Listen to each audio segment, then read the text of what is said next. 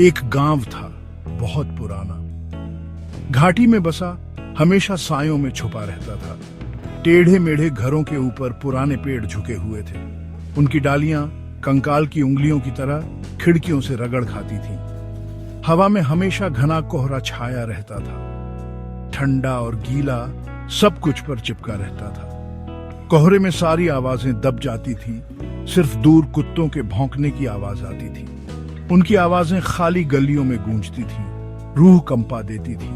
गांव वाले अपने में ही रहते थे। उनके चेहरे सख्त और झुर्रियों वाले, हमेशा के लिए उदासी में डूबे रहते थे। वे बाहरी लोगों से कम ही बात करते थे। जब करते भी थे तो उनकी आवाजें धीमी फुसफुसाहट होती थीं, डर से भरी हुई। गांव के बीचों बीच एक पुराना पेड़ था। उसका गांठदार तना एक घर से भी मोटा था।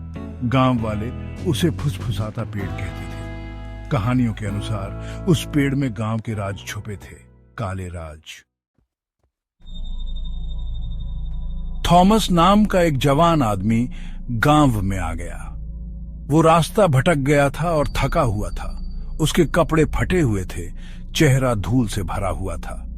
वह कई दिनों से सफर कर रहा था। थॉमस ने इस गांव के किस्से सुने थे, अजीब रस्मों और पुराने श्रापों की फुसफुसाहट। उसने उन्हें सिर्फ कहानियां समझकर टाल दिया था। अब गांव के चौक में खड़े होकर उसकी रूह कांप गई। गांव वालों ने उसे शक की निगाहों से देखा। उनकी निगाहें ठंडी और परखने वाली थीं।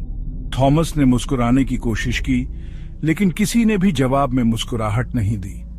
उसे बेचैनी होने लगी। यहां कुछ गड़बड़ थी। एक बूढ़ी औरत उसके पास आई। उसकी आंखें काले संगमरमर की तरह उसकी रूह में छेद करती हुई लग रही थीं। उसने कर्कश आवाज में उसे जाने की चेतावनी दी। ये गांव श्रापित है, उसने कहा। जब तक तुम जा सकते हो वापस लौट जाओ। थॉमस ने रात रुकने का फैसला किया। बूढ़ी औरत ने अपनी चेतावनियों के बावजूद उसे अपने घर में पनाह दी। ये एक छोटी सी तंग झोपड़ी थी, जिसमें गीली मिट्टी और लकड़ी के धुएं की गंध आती थी। जैसे ही अंधेरा हुआ, हवा तेज हो गई। ये गांव में गरजती हुई, खिड़कियों को हिलाती हुई और चिमनी से सीटी बजाती हुई बह रही थी। बूढ़ी औरत आग के पास बैठी थी। उसका चेहरा टिमटिमाती आग से जगमगा रहा था। उसने थॉमस को गांव के अतीत की कहानियां सुनाई। उस समय की जब गांव वाले एक प्राचीन देवता की पूजा करते थे। एक बहुत शक्तिशाली देवता जो अपने एहसान के बदले एक भयानक कीमत मांगता था। एक देवता जो फुसफुसाते पेड़ में रहता था। थॉमस ध्यान से सुन रहा था।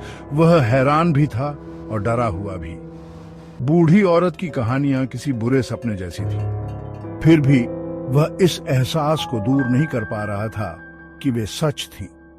गांव वालों ने उस प्राणी के साथ एक समझौता किया था। बूढ़ी औरत फुसफुसाई। उन्होंने उसकी सुरक्षा के बदले हर साल एक बलिदान देने का वादा किया था।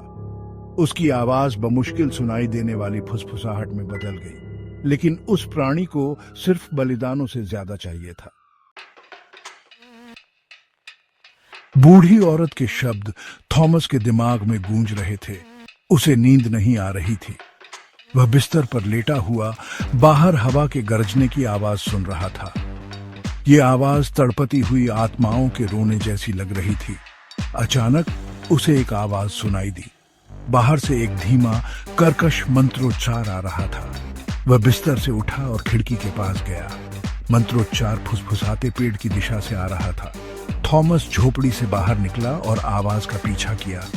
कोहरा पहले से भी ज्यादा घना था, जिससे देखना मुश्किल हो रहा था। वह सुनसान गलियों से ठोकरें खाता हुआ चला। उसका दिल जोर जोर से धड़क रहा था। वह गांव के चौक में पहुंचा। मंत्रोच्चार अब जोर से हो रहा था। वह फुसफुसाते पेड़ के चारों ओर इकट्ठा हुए लोगों को देख सकता था। वे एक साथ झूम रहे थे। उनकी आवाजें एक सम्मोहक लय में ऊपर नीचे हो रही थीं। जैसे ही थॉमस करीब आया, उसने देखा कि वे किसके चारों ओर मंत्रोच्चार कर रहे थे। ये एक जवान औरत थी। वह बंधी हुई और उसका मुंह बंद था। उसकी आंखें दहशत से फैली हुई थीं। वह अपने बंधनों से छूटने के लिए संघर्ष कर रही थी, लेकिन कोई फायदा नहीं हो रहा था। गांव वाले थॉमस की ओर मुड़े।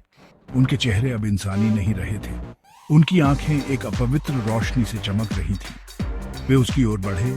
उनका मंत्रोच्चार अपने चरम पर पहुंच गया।